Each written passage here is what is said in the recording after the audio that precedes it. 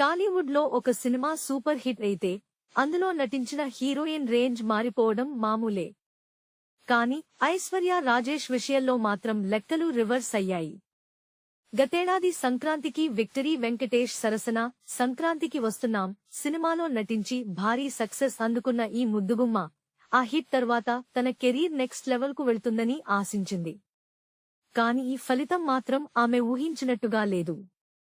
తాజాగా ఒక ఇంటర్వ్యూలో పాల్గొన్న ఐశ్వర్య తన కెరీర్ గురించి కొన్ని బోల్డ్ కామెంట్స్ చేశారు. అంత పెద్ద బ్లాక్ బస్టర్ హిట్ తన ఖాతాలో ఉన్నా ఇప్పటివరకు ఏ పెద్ద స్టార్ హీరో పక్కన ఆఫర్ రాలేదని ఆమె ఆవేదన వ్యక్తం చేశారు.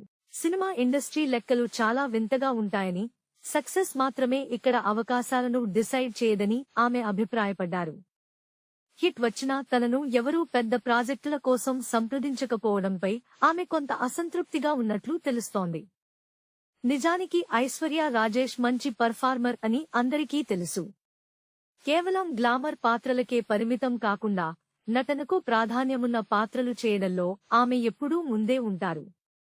అయితే కమర్షియల్ సినిమాల్లో మెయిన్ స్ట్రీమ్ హీరోయిన్ గా ఆమెకు అవకాశాలు రాకపోవడానికి గల కారణాలను విశ్లేషిస్తే ఇండస్ట్రీలోని కొన్ని సమీకరణలే అడ్డుగా నిలుస్తున్నాయనిపిస్తోంది.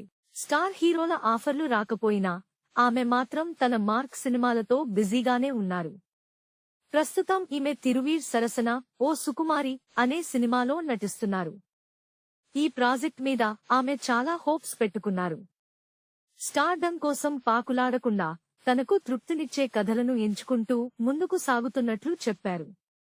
ఒక నటిగా తనకు గుర్తింపునిచ్చే సినిమాల్లో భాగమవ్వడమే ముఖ్యమని, ఆఫర్లు రాకపోయినా బాధపడటం లేదని స్పష్టం చేశారు. అయితే సంక్రాంతికి వస్తున్నాం లాంటి పెద్ద హిట్ కూడా ఆమె ఫేట్ మార్చలేకపోవడం ఇప్పుడు ఇండస్ట్రీలో హాట్ టాపిక్ గా మారింది. Please subscribe BCN channel. Please subscribe BCN channel. ఇందులో మీకు కావాల్సిన అన్ని రకాల హంగులు ఉంటాయి. Hi, this is MM Sri Lanka. Please subscribe to BCN channel.